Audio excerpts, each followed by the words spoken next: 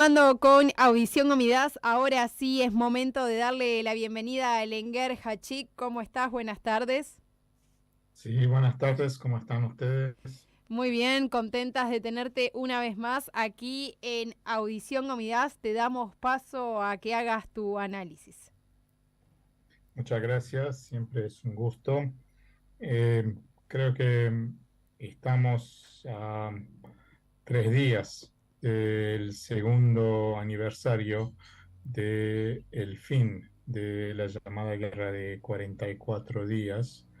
El 9 de noviembre de 2020, la noche del 9 de noviembre de 2020, se firmó el tristemente conocido acuerdo tripartita entre Armenia, Rusia y Azerbaiyán, poniendo fin a esta guerra que, eh, digamos, es un punto de inflexión, no solamente para Armenia, que enfrenta el gran desafío de su continuidad como Estado territorial, y sé que son palabras muy fuertes, muy pesadas, si quieren, en cuanto a la visión que proyecta en el futuro, pero no soy el único que habla en estos términos, y eso hace desde bastante tiempo. Entonces fue una guerra que marcó un antes y después de Armenia. El problema es que el antes lo conocemos, no vemos el después, y estamos prisioneros, si quieren, atrapados en la trampa de qué fue el pasado y cómo se justifica el presente, justifica entre comillas, por supuesto, y sin una visión clara más allá de lo que propone el gobierno, una, entre comillas, eh, un proyecto de paz, entre comillas, como dije, sin ninguna garantía que esto fuera así. Digo, sí, en términos de si este proyecto podría traer paz. Y ahora voy a decir que no hay nada que asegure que, aunque Armenia firme todos los documentos que vienen en la mesa de negociaciones, va a haber paz necesariamente. Entonces, entre este proyecto y el esfuerzo, hasta ahora sin demasiado éxito, de la oposición en Armenia, la oposición en Armenia, para una alternativa. Por ahora es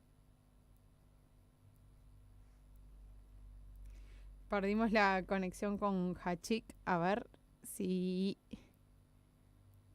el argumento Ay. de que con este gobierno no se puede seguir, que hay que cambiar este gobierno, pero la gran pregunta es, bueno, después, ¿qué viene? ¿Qué es lo que proponen? Y es ahí donde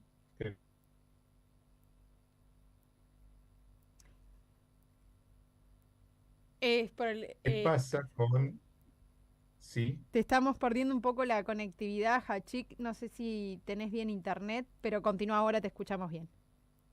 pero yo estaba perfecto hasta ahora, ¿eh? Ah, No ahí te tuve ningún escuchamos problema. bárbaros. Continúa nomás. Ok.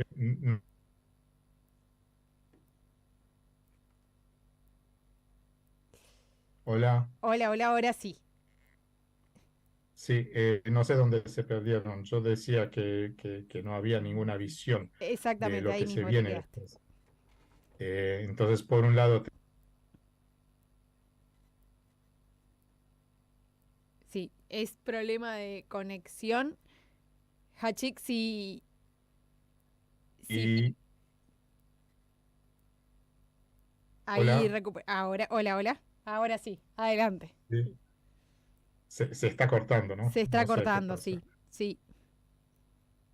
Y tenemos una oposición que lo más concreto que tiene es asegurar, creo que, perdón,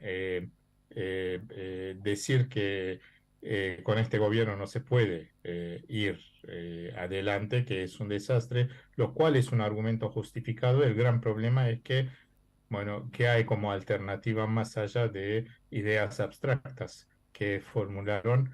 Eh, y esta pregunta de qué hay, si no es este gobierno, entonces qué cosa, no logra convencer. a una cantidad suficiente de ciudadanos en Armenia para que movilicen y realicen lo que hace 2 años están eh, pidiendo un cambio de gobierno. Entonces, a todo esto, la pregunta es, ¿y qué pasa con 7, 8, 9 millones de armenios que vivimos en en la la diáspora. diáspora? De ahí tampoco vemos alguna propuesta para el futuro en general, de los armenios, vamos a poner así. eh, Voy a usar también un término que es cuestionable, que hay que discutir, pero lo voy a usar, la armenidad, si quieren, una abstracción que a veces confunde y a veces sugiere algo. Entonces, ¿cuál es la visión de la diáspora? No la tenemos.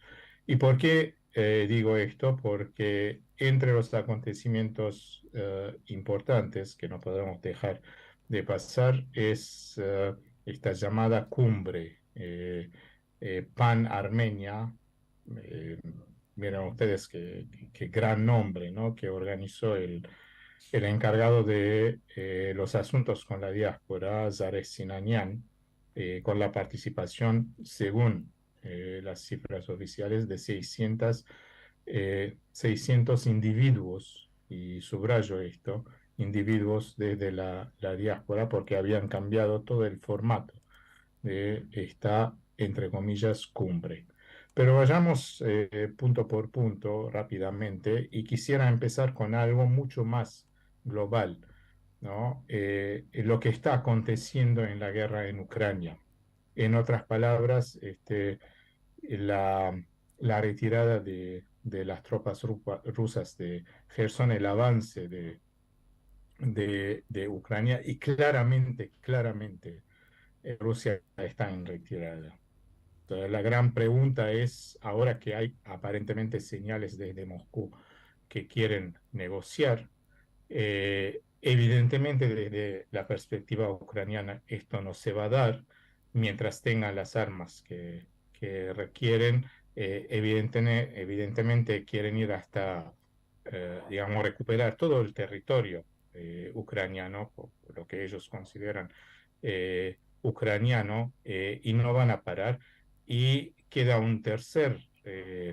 una tercera incógnita que es, bueno, si Rusia va a usar lo que es tabú hasta ahora, las armas nucleares tácticas. No hay muchas indicaciones que esto va a pasar. Digo, no hay muchas indicaciones porque muy probablemente hay conversaciones secretas entre Washington y Moscú, pero públicamente hay desde ya una advertencia de China que descarten esa opción, y desde Rusia hay señales de que lo que dijeron en un primer momento, que podrían recurrir al uso táctico de las armas nucleares, no era tan así. Entonces, Rusia está en retirada. Eso no quiere decir que la guerra se va a terminar mañana, pero se vislumbra alguna salida de una guerra que claramente marca un antes y después en la configuración del equilibrio de poder en el mundo. En este sentido, o sea, en el sentido de un nuevo orden mundial, estamos entrando en el siglo XXI. Estamos entrando en el siglo XXI, donde vemos claramente que el centro de gravedad de este equilibrio de las grandes potencias se transfiere el Océano Indo-Pacífico, y los dos grandes protagonistas allá son Estados Unidos y China. Sin ninguna duda es ahí donde se va a jugar lo que queda, o por lo menos las próximas décadas del siglo XXI, digamos, el gran juego de la competencia de las grandes potencias. Y esto va a dejar el gran espacio eurasiático y sobre todo sus periferias, y por periferias me refiero fundamentalmente el Cáucaso en este caso, que es lo que más nos interesa, en una era de gran incertidumbre. Claramente es algo que me acuerdo, había dicho en el análisis pasado, Rusia calculó muy mal, más allá de que nada justifica, ¿no? Por lo menos en los argumentos que había presentado esta invasión a, a Ucrania, esta guerra en Ucrania, eh, pero Rusia calculó muy mal. No solamente la guerra no se terminó tan rápidamente que pensaban terminarlo, sino que debilitó lo que desde Moscú se llamó la vecindad próxima, 1993, ¿no? Es un documento oficial después de la caída de la Unión Soviética que consideraba el espacio ex soviético como fundamental para la seguridad nacional rusa. Ahora bien, este cambio de orientación en el Cáucaso se venía dando, ¿no? Se venía dando, y es ahí el factor más importante y el gran error de cálculo de Rusia es el acercamiento con Turquía, eh, las concesiones que Rusia ha hecho a Turquía y a Azerbaiyán, cuyo precio, digamos, le hizo pagar a Armenia, su único aliado en el Cáucaso. Y esto, esta retirada desde Ucrania, debilita aún más la postura de Rusia en el Cáucaso, en el sentido en que Rusia necesita cada vez más a Turquía para su salida al resto del mundo, incluyendo para una intermediación, si es que va a haber una negociación para la, la paz o el fin de la guerra en Europa. Ahora bien, esto también ha creado un vacío de poder en el Cáucaso. Y lo que vimos entre septiembre, después de la última y, y progreso de las fuerzas azeríes en Armenia, hay una iniciativa desde Estados Unidos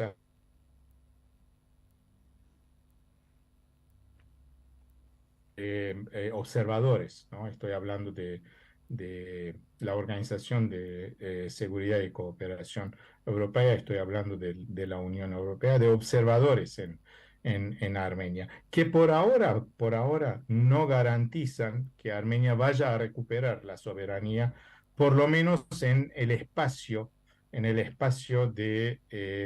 territorial de la República de Armenia, ¿no? Descartando lo que llaman la delimitación y el trazado de las nuevas fronteras. No garantiza esto, pero sí es una presencia que puede señalar, que puede registrar las violaciones de cese de fuego de parte de las tropas de Azeri. Entonces, en este vacío de poder hay una dinámica internacional interesante para Armenia. Lamentablemente, ahí falta el factor de qué es lo que quiere Armenia. Y en ese contexto, ¿cuál es el destino de Artsaj y cuál es la política de Armenia hacia Artsaj? Porque después de 2 años de la guerra del fin de la guerra de los 44 días, Shushi sabemos que es muy simbólico, más allá de su importancia estratégica, es muy simbólico para Armenia. El 9 de mayo de 1992, después de la liberación de Shushi, esto le dio a todos los armenios el sentido de una confianza hacia el futuro, ¿no? Un regreso a la historia, una recuperación territorial que no había tenido los pasados, no sé, 600, 700 años, ¿no? Todo un relato, pero muy importante para mirar al futuro. Hoy en día el simbolismo se revirtió.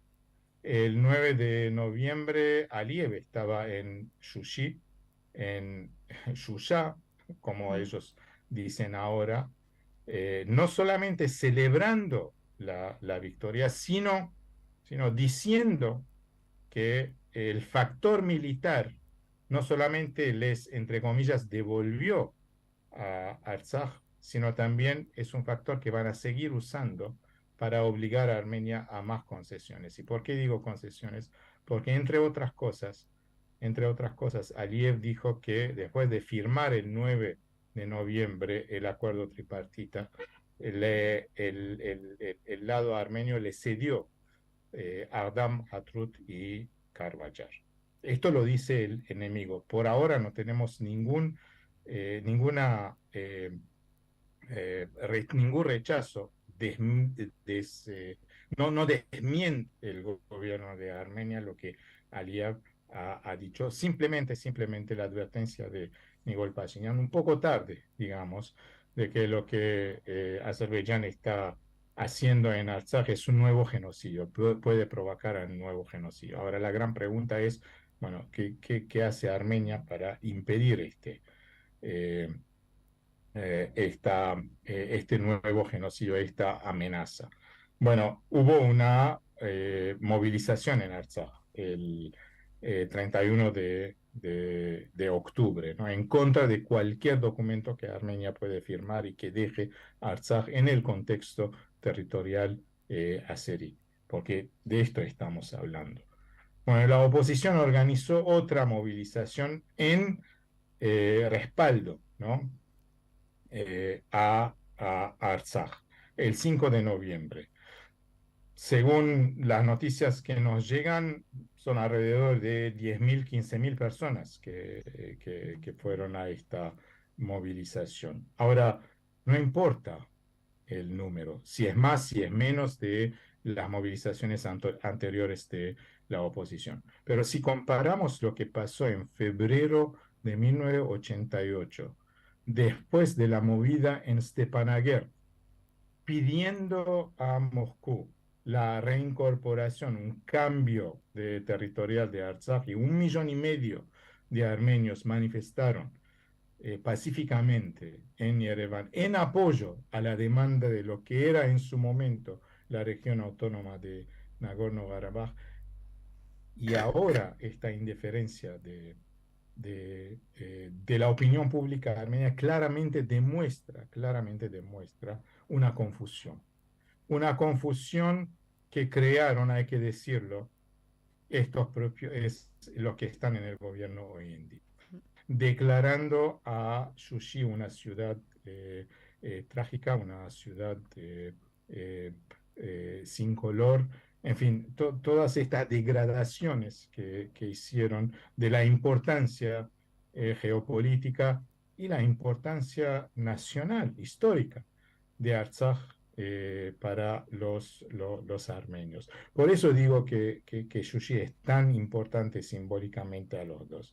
Y voy a decir una última cosa y me refiero al punto que había puesto esa famosa cumbre de Sinanian con la diáspora.